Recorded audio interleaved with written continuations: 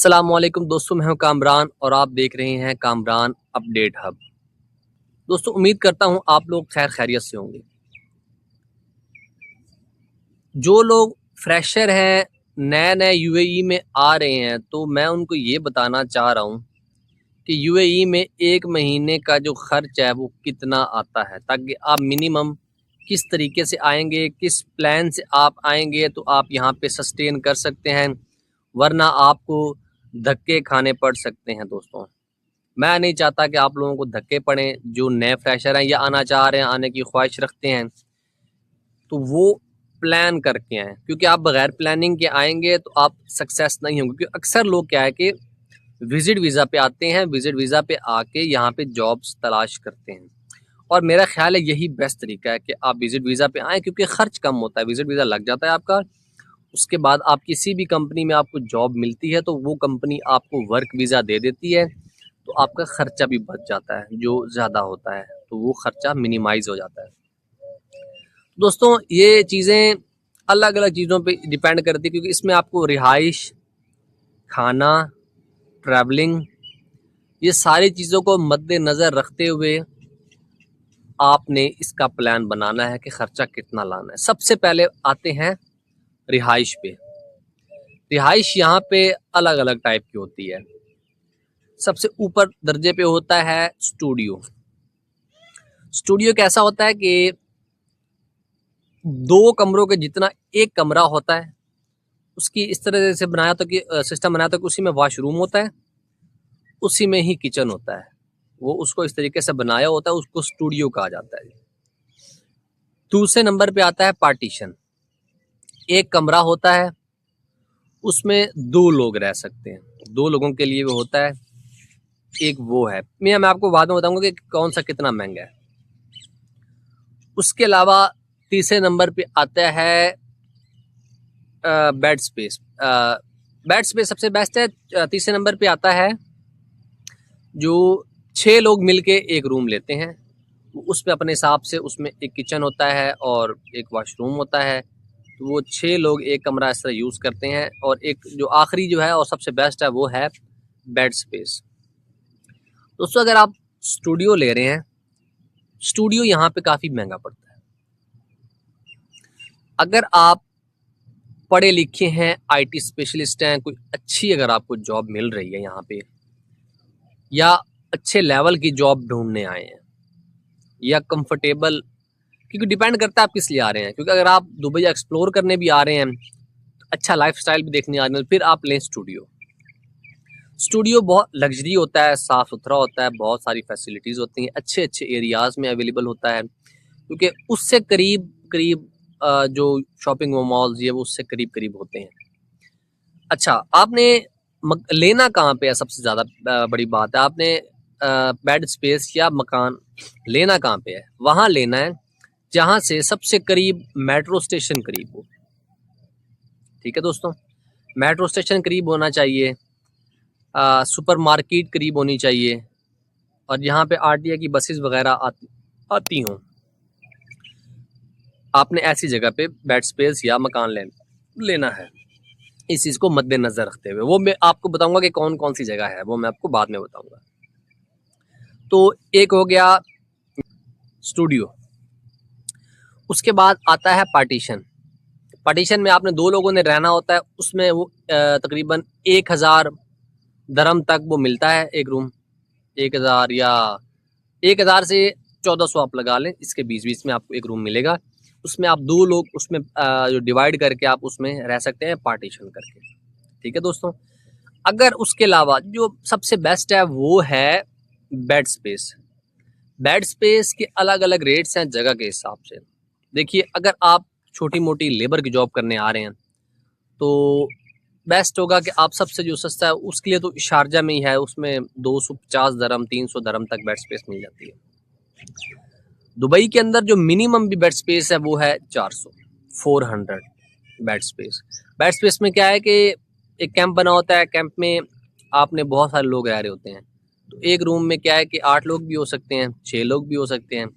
उसमें एक आपको बेड मिल जाता है, बेड की स्पेस, सोने की जगह, अलमारी मिल जाती है, वॉशरूम समटाइम्स रूम के अंदर होता है जो कि वो सारे लोग यूज़ करते हैं, समटाइम्स कैंप में एक वॉशरूम की एक अलग से जगह बनी होती है, तो वहाँ पे रहना होता है, तो वो वॉशरूम यूज़ करना होता है। तो बेड स्पेस आपने कहाँ देखनी है, एक तो देखना है कि मेट्रो स्टेशन करीब हो, क्योंकि आपने अगर विजिट वीज़ा पे आ रहे हैं, जॉब ढूंढने आ रहे हैं, तो आप सबसे पहले आप मेट्रो यूज़ करेंगे। यहाँ पे नोवल कार्ड चलता है, सबसे सस्ता टैक्सी में आप बहुत ही महंगा आपको पड़ जाएगा, टैक्सी यहाँ पे बहुत ही ज़्यादा महंगी है, क्योंकि नोवल कार्ड यहाँ पे चलता है, आरटीए की बसेस में भी वही चलता है, एयरपोर्ट पे वो चल जाता है, इवन कि टैक्सी में भी वही नोवल कार्ड चल जाता है, और मेट्रो ट्रेन में भी नोवल कार्ड ही चलता है।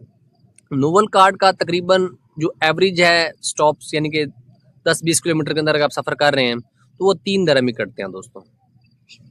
लेकिन अगर आप पूरा भी मेट्रो ट्रेन का एक स्टेशन के एंड से दूसरे एंड तक चले जाएं, जो कि बहुत लंबा एंड है, सेंटर पॉइंट से लेकर एक्सपो 2020 तक आखिर 2 स्टेशन है, और ये इतना बड़ा है कि मैं पाकिस्तान से हूँ तो मैं आपको पाकिस्तान का बताता हूँ। जैसे आप इस्लामाबाद से मरी जा रहे हो, इतना बड़ा ट्रैक है, ठीक है, तो उसके सिर्फ 7 से 7.5 दरम कटते हैं।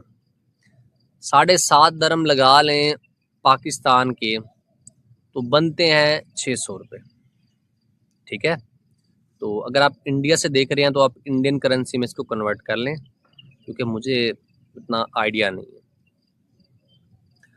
और दूसरा छोटा स्टॉप 10 से 20 किलोमीटर का स्टॉप है, तो उसमें आपके 3 दरम कटते हैं। 3 दरम पाकिस्तानी यानी कि 150 लगा लें आप, 150 रुपया लगा लें, तो इतना कटते हैं। तो आपके पास नोवल कार्ड लाजमी होना चाहिए। नोवल कार्ड 25 दरम का बन जाता है, यहाँ पे 25 दरम का नोवल कार्ड बनता है, उसमें 19 दरम बैलेंस होता है, यानी कि 6 दरम आपके वो लग जाते हैं उसकी फ़ीस। और अगर आप यहाँ पे आ रहे हैं तो सबसे पहला काम यही करें कि नोवल कार्ड बनाएं। नोवल कार्ड बहुत ही ज़्यादा इंपॉर्टेंट है दोस्तों। नोवल कार्ड के बगैर आपका बहुत ज़्यादा यहाँ पे खर्चा होने वाला है। बहुत ही अहम चीज़ नोवल कार्ड को यहाँ समझा जाता है। तो बेड स्पेस की हम बात कर रहे थे कि वो होना चाहिए मेट्रो स्टेशन के करीब, सबसे बड़ी बात यह है।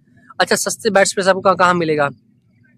सतवा नाम की एक जगह है, अकारमा नाम की एक जगह है, यहाँ पे सस्ते बेड स्पेस। उसके अलावा जब्बल अली और सोनापुर, अलकूज, ये वो जगह है जहाँ पे आपको जो बेड स्पेस है वो सस्ती मिल जाएगी, और यही वो जगह है जहाँ पे मेट्रो स्टेशन भी सारे अवेलेबल हैं। और यहाँ से आप कहीं भी जॉब ढूंढने जा रहे हैं तो आपके पास ये जो होना ही चाहिए। तो बेड स्पेस का खर्चा आप देख लें। अगर आपने बेड स्पेस पे जाना है तो 400, स्टूडियो पे जाना है तो 1500, पार्टीशन पे रहना है तो 1000 से 1400, और 2 लोग रहते हैं तो उसको हाफ डिवाइड करना। एक तो ये खर्चा हो गया। दूसरा खर्चा है ट्रैवलिंग का। वो मैंने आपको बताया कि नोवल कार्ड आपने रखना है, क्योंकि आपने जॉब ढूंढने आना है, आपने रोज़ाना मेट्रो पकड़नी है, अलग अलग जगहों पे जाना है, और विजिट वीज़ा पे आए हैं, आप आराम से तो नहीं बैठेंगे, आपने ज़ाहिर है आपने जॉब ढूंढनी है, तो आप रोज़ाना जाएंगे। जब तक जॉब नहीं मिलती, 2 महीने का आपका वीज़ा है, 3 महीने का वीज़ा है, आप तो लगे रहेंगे कि भाई मैंने जॉब लेनी ही लेनी है, क्योंकि मैं इतना खर्चा करके आया हूँ। तो तकरीबन 4 से 500 दरम आपका सिर्फ लग जाएगा ट्रैवलिंग पे, नोवल कार्ड पे। टैक्सियाँ यूज़ करेंगे तो जितना गुड़ उतना मीठा, ठीक है दोस्तों। तो ट्रैवलिंग का तकरीबन 4 से 500 एवरेज अगर आप नोवल कार्ड यूज़ करते हैं। उसके अलावा आप यहाँ पे रह रहे हैं तो खाना पीना आप खाएंगे पिएंगे। अगर आप बहुत ही सस्ता खाते हैं तो दाल, तकरीबन जो लेबर्स एरिया है उसमें दाल सब्ज़ी छोटी वाली, ये तकरीबन 4 से 5 दरम के मिल जाती है। सालन छोटे वाला, रोटी मिलती है 1 दरम की। अगर आप 2 खाते हैं तो 2 दरम रोटी हो गई, चाय पीते हैं 1 दरम चाय का हो गया। इस हिसाब से अब अंदाज़ा। और हाँ, अगर गोश्त वगैरह खाना है तो गोश्त, मीट शीट, अच्छी डिशेस भी हैं, काबली पुलाव, बिरयानी, ये सब हैं। बिरयानी चावल ये ऑलमोस्ट 10 से 12 दरम के एवरेज में ये प्लेट मिलती है। तो देख लें आपने किस हिसाब से खाना है, तो उसका भी आप हिसाब लगा लें कि अगर आप, मैं दाल को लेके चलता हूँ कि आप दाल एक दिन में खाते हो, दाल एक टाइम की होगी 5 दिरहम और 3 टाइम की हो गई ज़ाहिर है 15 दिरहम एक दिन के, और रोटियाँ भी इसमें 20 दिरहम 25 दिरहम एक दिन के लगा लें तो ये भी तकरीबन महीने का आपका 700-800 रुपया बनता है। अगर आप अपार्टमेंट कह रहा हूँ, बेड स्पेस में, कैंप में लोगों के साथ पैसे मिलाकर खुद आप लोग पकाते हैं तो वो थोड़ा सस्ता पड़ जाता है, उसमें आपका 500 या 600 महीने का खर्च आएगा। लेकिन अगर आप बाहर से खाते हैं तो उसमें ज़्यादा आएगा। तो ये तकरीबन 700-800 ये हो गया, इसको भी जहन में रखिए। और अब कहते हैं कि अगर एक महीने का अगर आप खर्चा तकरीबन ये बन रहा है ट्रैवलिंग का मिला के, बेड स्पेस का मिला के, तकरीबन 1500 रुपये तकरीबन आपके पास होना चाहिए अगर आप विजिट वीज़ा पे आ रहे हैं तो अगर आप 2 महीने का विजिट वीज़ा है तो आप 3 महीने का खर्चा लेके आए हमेशा, क्योंकि यहाँ पे आपके साथ कुछ भी गलत सही, क्योंकि बीमार भी इंसान हो जाता है, यहाँ पे मेडिकल बहुत महंगा है। अगर आप बीमार हो जाते हैं तो आप मजबूर हो के महंगे से महंगा भी मेडिकल है तो आपको करवाना ही पड़ेगा, क्योंकि बीमारी ऐसी चीज़ है जो इंसान को नाकारा कर देती है। तो उसके लिए अगर आप 2 महीने का खर्चा यानी कि 3000 लगा लें तो आप 1 महीने का एक्स्ट्रा खर्चा साथ लेकर आएँ, 1500 ऐड कर लें, आपके पास तकरीबन 4500 दिरहम से 5000 दिरहम खर्चा यहाँ पे आने के लिए होना चाहिए, यहाँ पे रहने के लिए और सस्टेन करने के लिए, जॉब ढूंढने के लिए दोस्तों। तो ये था खर्चा दुबई में 1 महीने का, लेबर के लिए भी जो जॉब ढूंढने आ रहे हैं उनके लिए भी दोस्तों। अगर आपको मेरी वीडियो अच्छी लगी हो तो चैनल को सब्सक्राइब कर दें। मिलते हैं नेक्स्ट वीडियो में। अल्लाह हाफिज़।